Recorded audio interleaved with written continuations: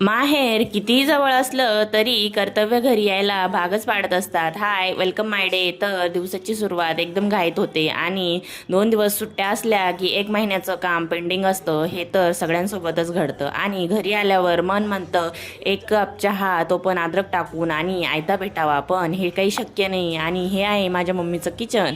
इथे मला काही वस्तू सापडतात तर काही सापडत नाही, कारण आता हे माझं घर नाही, ते मम्मीचं घर आहे. आणि नंतर ना हे कप शोधत होते तेव्हा हे सापडले. हे कप आहे ना त्या पाहुण्यांसाठी ठेवले जे म्हणतात ह्या मोठ्या कपातनं अर्धा कप चहा कमी करा.